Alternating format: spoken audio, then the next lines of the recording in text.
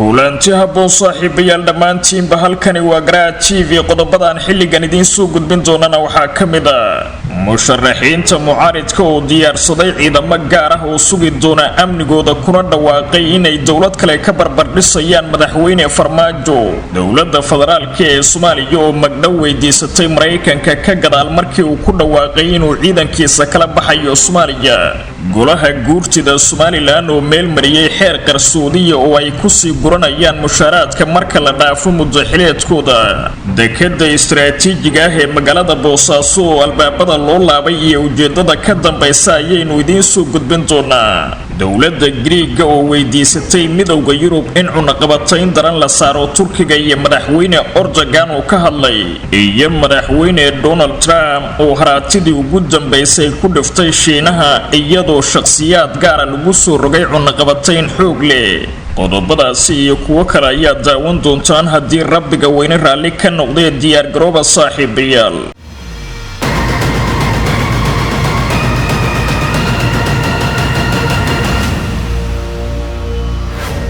isku soo laabashaha boon mar kale saaxiibayaal halkani waa Garaa TV xasuusnow haddii aad joogtid waqtiga salaada soo guda waajibka le ku saaran dibna inoogu soo laabo daawashada video-gan aynu ku bilowno daawadayaal sidaan idinkugu sheegay hordhaca wararka Garaa TV waxaa sii xoogaysanaya ismarin waaga u dhaxeeya madaxtooyada dalka iyo siyaasiyiinta mucaaridka ah ee hamiga kale doorashooyinka ku soo fool kale wadanka iyadoo xilligani si weyn xiisadaasi looga dareemayo magaalada Muqdisho musharaxiinta mucaaridka ee u taagan doorashooyinka dalka ee sanada 2021 ayaa magaalada Muqdisho ka bilaabay abaabulka ciidamo gaar ah oo sugi doona amniga musharaxiinta taasi oo sare u qaaday walaaca ay dadka Soomaaliyeed ka qabaan in dalku uu galo xasilooni darro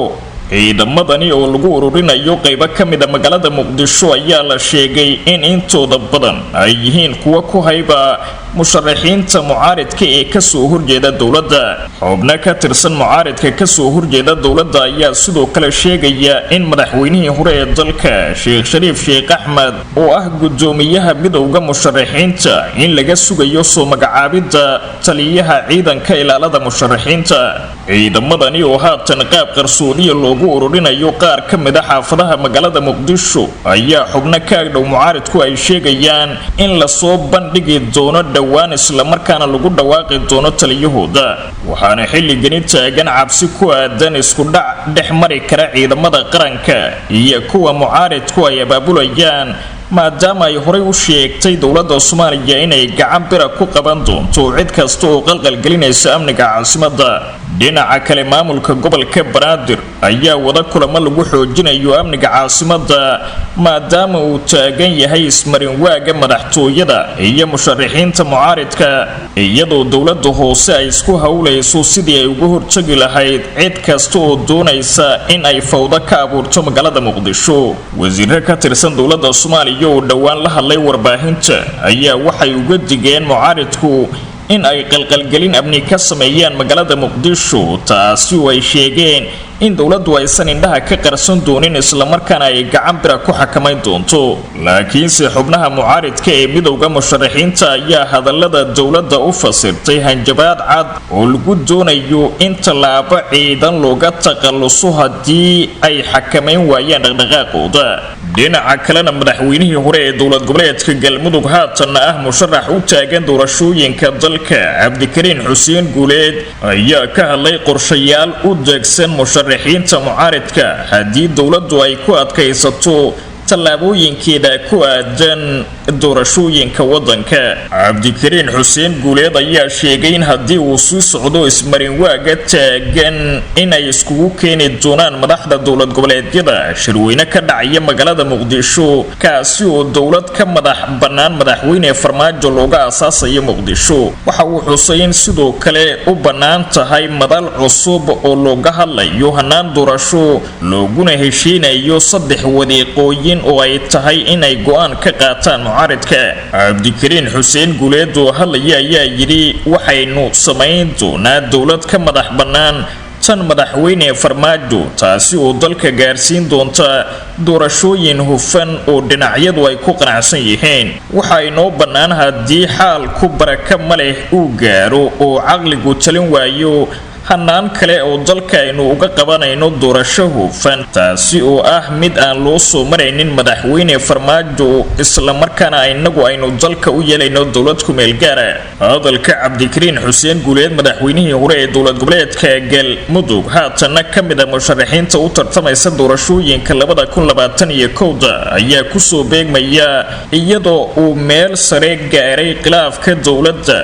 iyo siyaasiyiinta mucaaradka ee hamiga kale doorashooyinka. ugu dambeyntii ayuu sheegay musharax cabdikariin xuseen guuleed inay doonayaan hoggaan ku yimid si nabada oo si xor iyo xalaalana lagu doorto, taasi uu sheegay in haatan aysan wadadeedii ku joogin dowladda madaxweyne farmaajo. dhinaca kale waxa uu ka xariiqay inay muddo dheer ka dhul sugayeen in dowladdu ay isbedel samayso isla markaana ay ka leexato wadada ay ku joogto, hase yeeshee haddii haatan la waaye ay iyagu go'aan gaari doonaan. dowladda federaalka ee Soomaaliya ayaa ka dalbatay Mareykanka inuu magdhow ka bixiyo dad rayid oo lagu dilay gudaha dalka intii ay joogeen ciidamada dowladda Mareykanka oo haatan iskaga huleelaya Soomaaliya. warqad ay dirtay dowladda federaalka ee Soomaaliya ayaa looga dalbaday Mareykanka inuu bixiyo magdhowga dad aan waxba galabsan oo diyaaradaha dagaalka ee dowladda Mareykanku ay ku dileen qaybo ka mid ah koonfurta iyo bartamaha wadanka. warqadda ay dirtay dowladda Soomaaliya ayaa lagu sheegay in ciidamada dowladda Mareykanka ay geysteen khasaare xooggan oo dhinaca rayidka tan iyo markii ay duqeymaha ka bilaabeen qaybo ka mid ah wadanka Soomaaliya, taasi oo ay haatan tahay in laga bixiyo magdhow maadaama ciidamada Mareykanku ay ka baxayaan howlgallada Soomaaliya. madaxweynaha talada ka sii degaya ee Mareykanka Donald Trump ayaa dhowaan waxa uu amar ku bixiyay in ciidamada Mareykanka ee jooga gudaha Soomaaliya oo lagu qiyaasay ilaa 700 oo askari inay iskaga soo baxaan dalka, kuwaasi oo ku sugnaa xirada la yiraahdo Balidoogle ee Shabeellaha Hoose. waxaana ciidamada dowladda Mareykanku ay dileen dad badan oo rayid ah intii ay wadeen howlgallada gudaha Soomaaliya ay kula dagaalamayeen ururka Al-Shabaab, taasi oo ay horey u qiratay waaxda difaaca ee Mareykanka. hay-adaha xuquuqul insaankuna ay ka soo saareen hadallo kala gedisan. dhanka kalena hay-adaha u dooda xuquuqul insaanka qaramada midoobay ayaa taageeray dalabka dowladda Soomaaliya ay ku doonayso in xilligani magdhow looga bixiyo dadkii ay dileen Ameerikaanku. warbixin cusub oo ay soo saartay hay-adda u dooda xuquuqda aadanaha ee Amnesty International ayaa waxaa si faahfaahsan looga hadlay qorshaha ay dowladda Mareykanku ciidamadeeda ugala baxayso Soomaaliya. Amnesty International ayaa shaaca ka qaaday in Mareykanka laga doonayo ka hor inta uusan kala bixin ciidamadiisa Soomaaliya inuu bixiyo magdhowga dad rayid oo lagu dilay gudaha. warbixinta hay-adda ayaa lagu xusay inay jiraan qoysas badan oo dhibanayaal u ah ciidamada Mareykanka kuwaasoo ay waxyeello ka soo gaadhay duqeynta diyaaradaha droonka. hay-adda ayaa intaasi ku dartay in intii uu socday howlgalka Mareykanka ee Soomaaliya lagu dilay dad badan oo rayid ahaa, kuwa kalena lagu dhaawacay kuwaasoo qaarkood weli jirkooda ay ka muuqato waxyeelada. sidoo kale hay-adda ayaa hoos ka xariiqday in loo baahan yahay in Mareykanka uu bixiyo xuquuqda dadka ay waxyeelada u geysteen ciidamadiisa. Debros Mujena oo ah madaxa hay-adda xuquuqda aadanaha ee Amnesty International ayaa tilmaamay in Mareykanka ay waajib ku tahay bixinta magdhowga dadka ay dhibaatadu ka soo gaadhay howlgalladiisii ka soconayay gudaha wadanka Soomaaliya. waxaana uu ugu baaqay Mareykanku in uu ilaaliyo oo tixgeliyo shuruucda caalamiga ah ee howlgallada iyo xuquuqda aadanaha. waxa kaliya oo la eegayo waa hubinta cadaaladda iyo ilaalinta shacabka in magdhow la siiyo dadka eheladoodu wax ku noqday howlgalka waa mid sharci ah haddii uu sidaasi kusoo afjarmayo howlgalka Mareykanka, balse haddii uu sii soconayo waa in taxadar dheeraad loo yeeshaa rayidka ku sugan meelaha la duqeeyay, ayuu yiri madaxa guud ee hay-adaasi. Mareykanka oo Soomaaliya ay ka joogaan ku dhawaad 700 oo askari ayaa qorsheynaya in bartamaha bisha Janaayo ee sanadka 2021 uu ciidamadiisa kala baxo gudaha Soomaaliya kuwaasi oo horay loogu eedeeyay in ay waxyeelo ba'an gaarsiiyeen rayidka. golaha guurtida ee Somaliland ayaa si qarsoodiya waxay u meel marsadeen xeer ay ku jidaysanayaan in ay mushaaraadkooda iyo gunooyinkooda ay sii qaadan karaan muddo hal sano ah oo ka baxsan muddo xileedkooda maadaama la filayo in doorashada golaha guurtidu ay dhacdo sanadka 2022 ilaa 2023. ila wareejo ka tirsan golaha guurtida ayaa u sheegay warbaahinta in golaha guurtidu ay tallaabadani qaadeen isla markaana ay ansixiyeen xeerkaasi u fududaynaya in ay sanad sii qaadan karaan mushaaraadka. waxaana fadhigani joog ka ahaa 53 mudane kuwaasi oo dhammaantood isku raacay in arintani ay muhiimad weyn u leedahay iyaga waxayna si duuduuba ku ansixiyeen xeerkaasi. warbaahinta ayaa amar lagu siiyay in ay dibad joog noqdaan marka uu soconayay kalfadhigaasi oo aan loo ogolaanin qolyaha warwareynta xeerkani ay meel mariyeen golaha guurtida. waxaa sidoo kale ay meel mariyeen xeerka maamuuska madaxweynaha iyo shirgudoonka golayaasha oo isagana ay ku jirto mushaarka madaxweynaha iyo ku-xigeenkiisa marka ay xilka ka dagaanna ay ka mid noqonayaan xubin sharafta golaha guurtida ee Somaliland. golaha guurtida xeerkani ay ansixiyeen waxa wararku ay sheegayaan inuu ogolaanayo in 3 bilood ee u horeysa sanadka uu sii soconayo mushaarku in ay ku qaataan duuduub taasi oo ka dhigaysa in xildhibaan kastaaba 3daasi bilood uu qaadanayo duuduub ahaan lacag dhan $750 Mareykanka. xeerkani lagu meelmariyay qaabka qarsoodiga ah ayaa waxay isla garteen guurtida in madaxweynaha iyo ku-xigeenkiisu marka ay xilka ka dagaan kuna biiraan xubin sharafta guurtida inay mushaar ahaan qaataan lacag dhan $5,300 oo madaxweynuhu qaadanayo halka ku-xigeenkuna uu qaadanayo $4,100 sida lagu ansixiyay xeerkaasi.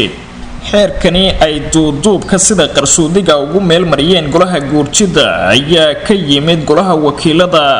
oo iyaguna sidaan oo kale u meel marsaday in mushaarkoodu uu sii socon doono muddo hal sano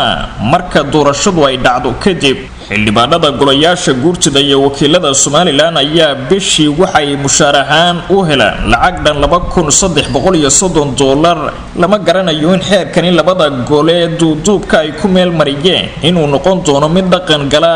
iyadoo laga cabsi qabo in maxkamadda sare ay laasho go'aamadani ka soo baxay golayaasha sharci dejinta ee Somaliland. waa tahay daawadayaal shabakada wararka ee Garaac TV ayaad nagala socotaan haatana Boosaaso. waxaa albaabada loo laabay ganacsiga magaalada Boosaaso ee xarunta gobolka Bari ee Puntland waxaana sidoo kale maalintii shanaad hakad ku jira shaqada dekada weyn ee magaaladaasi Boosaaso kadib markii ganacsatadu ay ka hor yimaadeen go'aankii maamulka Puntland ku joojiyay in shilin Soomaaliga lagu qaado canshuurta customka dekada Boosaaso. banaanbaxyo looga soo horjeedo go'aankan ayaa maalmihii u dambeeyay ka socday magaalada Boosaaso ee xarunta gobolka Bari iyo qaar kale oo ka mid ah magaalooyinka Puntland. arintani ayaa saameyn ku yeelatay guud ahaanba dhaqdhaqaaqa ganacsi ee deegaanada Puntland iyadoo si gaar ah looga dareemay magaalada ganacsiga Puntland ee Boosaaso. ma jirto ilaa iyo xilligan cid ka wada hadashay arintani oo iskaga timid kuwaasi oo ka socda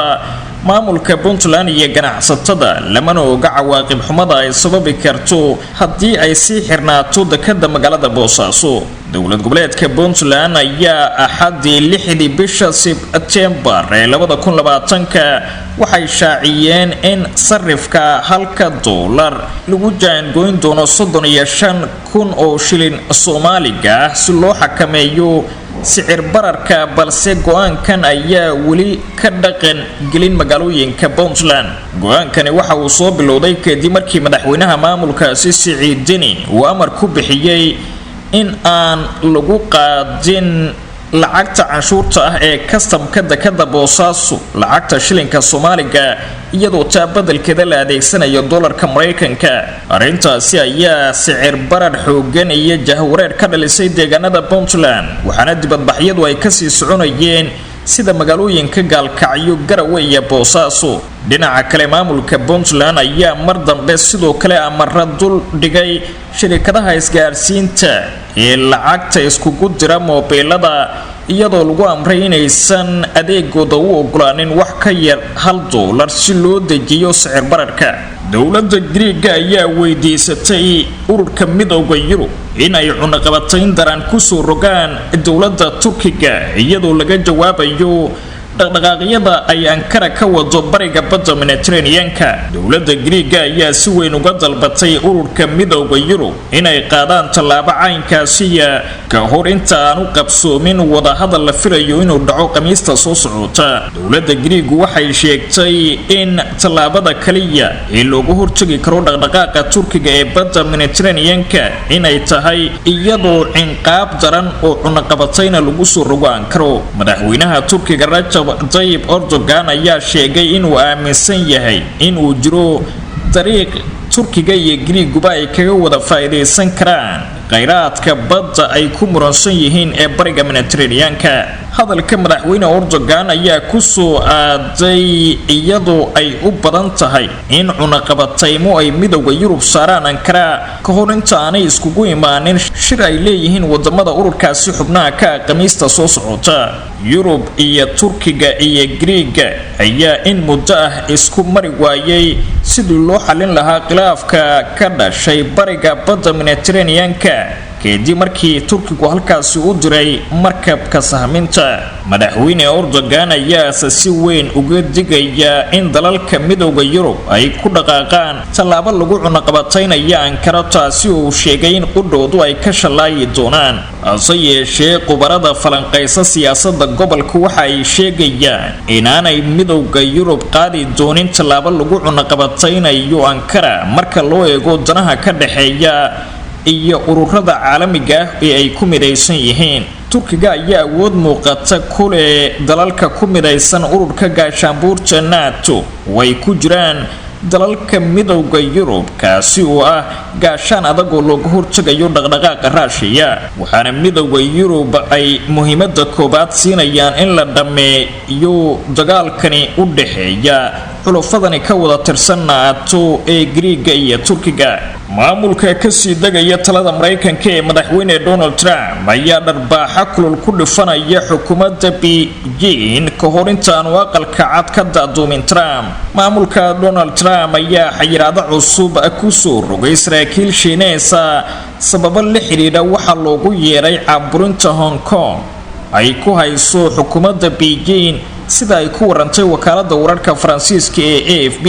maamulka madaxweyne Trump ayaa maalmaha uga harsan xukunka u adeegsanaya inuu cadaadiska ku kordhiyo Shiinaha taasi oo u muuqata siyaasad ay si naadir ah uga midaysan yihiin. madaxweynaha la doortay ee Mareykanka Joe Biden oo isna muujiyay in uu si joogtayn doono in uu si adag ula macaamilo xukuumadda Shiinaha. tallaabadii ugu dambeysay ayaa maamulka Donald Trump waxa uu ku sheegay inuu hakinayo hantida Mareykanka ka taala isla markaana ka mamnuucayo in Mareykanka ay soo galaan 14 ka mid ah gudoomiye ku-xigeenada guddiga joogtada ah ee golaha dadweynaha qaranka Shiinaha kaasi oo meel mariyay sharciyo amni oo adag kuwaasi oo lagu wajahayo maamulka Hong Kong. xogayaha arrimaha dibadda ee Mareykanka Mark Pompeo ayaa sheegay in Mareykanka uu Beijing kula xisaabtamayo weerarka aan kala joogsiga lahayn ee ay ku hayaan hanaanka dimuqraadiyadda ee Hong Kong. maamulka Trump ayaa si kastaba ka fogaaday inuu ciqaabo gudoomiyaha guddiga joogtada ah ee golaha dadweynaha qaranka oo marar badan lagu qeexo gacanta midig ee madaxweyne Xi Jinping. Mareykanka ayaa horey cunaqabatayn u saaray hogaamiyaasha Hong Kong ee ay taageerto dowladda Beijing kadib markii lagu eedeeyay falal ka dhana dimuqraadiyadda iyo dadweynaha. wararkii ugu dambeeyay ee Soomaalida iyo caalamka waa naga intaas nabadee.